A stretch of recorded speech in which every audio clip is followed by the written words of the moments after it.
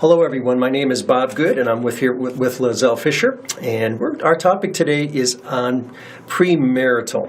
When a couple says, I do, with regard to engagement, what are some of the expectations that couples have in relationships? Are those expectations real? Are they ideal? Let's talk about that, Lizelle. What are some factors do you think we should consider with regard to a couple that comes in for premarital and they're wanting to get married? They've got that luster, that excitement in their eyes. What are some factors that you think should be addressed within that session with the couple? Oh, definitely. So some things that couples don't typically think about when they're in this new, we're about to get married phase of everything is just happy and perfect. Sometimes we just want to stop and think for a minute of what things are going to look like in 1 year, 2 years, 5 years, and 10 years. So some of the expectations could be, for example, holidays. How do we spend our holidays? Are we going to spend it together? Are we going to spend it with my family or your family? Where are we going to live? Are we going to live in the same town as one of our families? Are we going to find somewhere else to live? Like children, money, work. Okay. All right. What about family of origin? What role does that play with regard to a couple's relationship? Mm-hmm. Yes. So with the family of origin, we want to know how close is,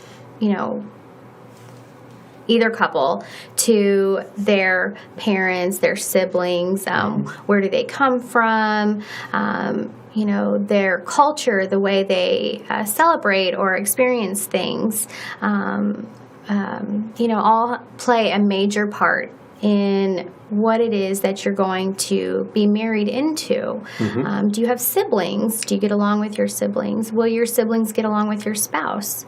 Yeah. Your parents. How do your parents feel about your spouse? Are they supportive? Are they against it? And just, making sure that you are building that support system. And, it's very healthy to have that when you're getting married. Exactly. And, I call it the alien from within because many times relationships are so focused on one another, but little do they know is that this little piece called family of origin, our birth families, play a significant role in how we're going to communicate. If mom and dad were arguing or if they didn't express any emotions, if mom and dad were critical or angry or anxious, there's going to be a response by the child mm-hmm. with how they see the parents interact or how the parents communicate to the child or to the children plays a huge role with regard to how that child is going to be a communicator later on in their life. In fact, there's an attachment science, I call it the attachment science, where kids developmentally are shaped by the time they're around 13 or 14 years of age in terms of how they see themselves, their personal self-worth, what kind of communicator are they going to be, and how are they going to manage stress or rupture in their life when stress takes place, causing them to feel overwhelmed, causing them to feel frustrated. So that's a huge aspect, and they bring that into the relationship, i.e. the alien, and that alien doesn't come out only when the couple begins to go into some kind of distress mode. They're trying to figure out money. They're trying to figure out who's going to manage the money. How are we going to manage the in-laws, the outlaws with regard to various types of holidays that go around. So that family of origin piece is a significant factor, I think, as well, when it comes to understanding how am I going to relate and have a relationship with this partner of mine. What about the work part? How significant can that be within a premarital relationship? Mm-hmm. So the work part of it is, what do you do for your work? What do I do for my work? Are they stable employments? If we were to lose our job today, are we able to find new jobs moving forward? Mm-hmm. How difficult would that be? And finding a new job? Are we happy here? Because the average person changes careers every 7 to 10 years. Wow. Are we okay with that? Are we okay if in 10 years if you decide to do something completely different? And maybe you're an engineer and you want to go be a musician in 10 years. Is that something that you're okay with? Yep. And also, and that's something to think about like far down the line. But in the immediacy, does your spouse travel? Is that something that you're okay with? Will they travel, for a couple days, a week, months? Like, what will that look like, and how will you feel?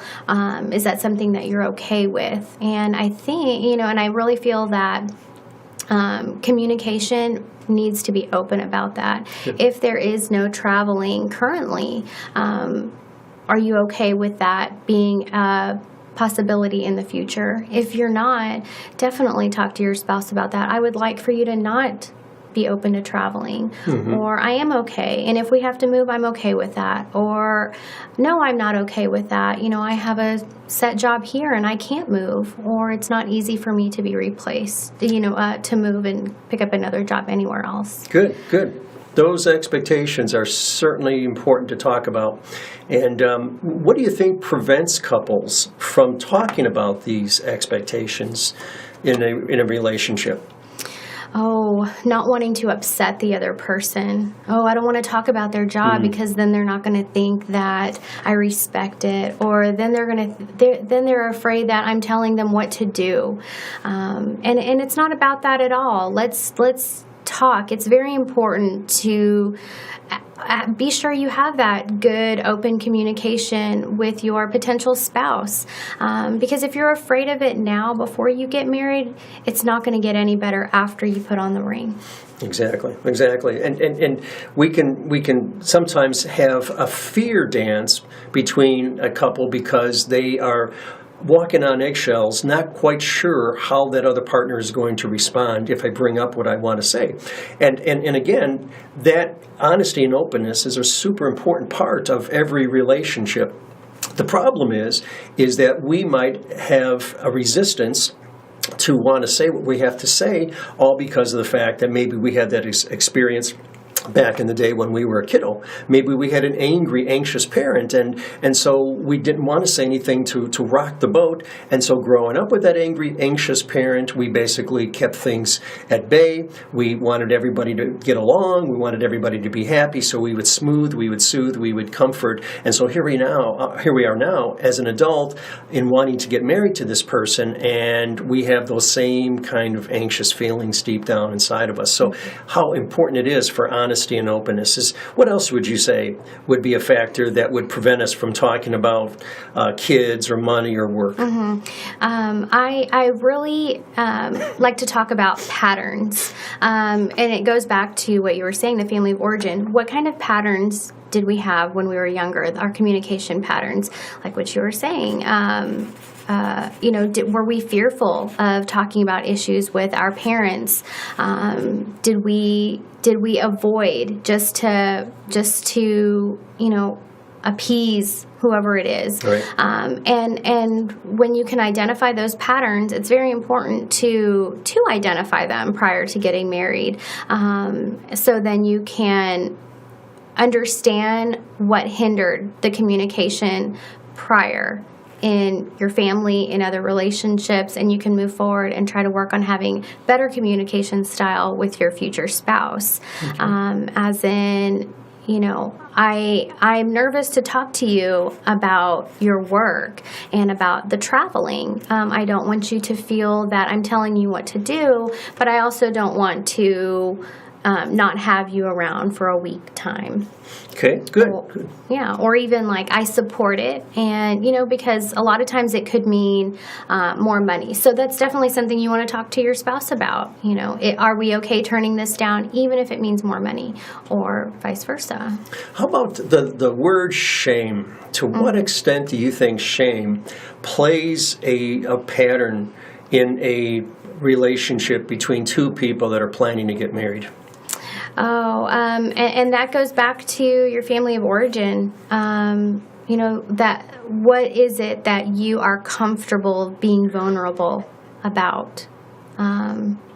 And, shame is definitely tied to our vulnerability. If we're feeling shameful about ourselves and being able to communicate to the other person, we're not being completely vulnerable to them. Yeah, it robs the honesty and the openness right away from the relationship. Mm-hmm. In fact, Dr. Brene Brown said that shame exists in the petri dish of our lives where we keep things secret, silent, and we continue to judge or damn ourselves.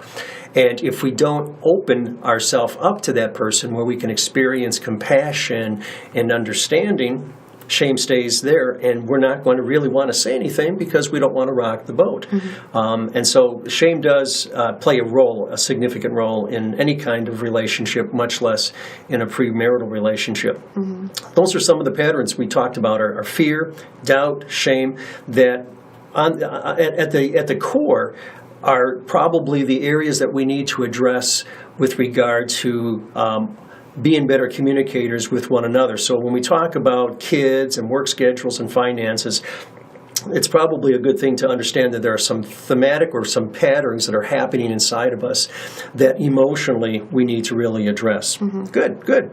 Okay.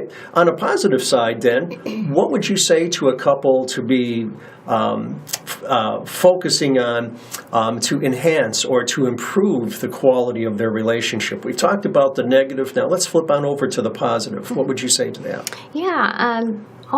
Talking about date nights, time together. How do we spend our downtime? How often are we going to go out on dates? At first, a lot of times, there's no kids in the marriage. And even though there's no kids, it's still important to have the date nights because it's good to have those in place. So then when children do start entering the picture, then you know what you are missing. Like, hey, I really missed when we used to go out to dinner. I missed when we used to go to the movies, just me and you. And you put those back into the marriage so then you have that quality time with your spouse. Vacationing. How often are you going to vacation together? How are you going to spend the holidays? Are you going to spend, one day just you two and then the family? Just always trying to cut out time for just you to enjoy every season together.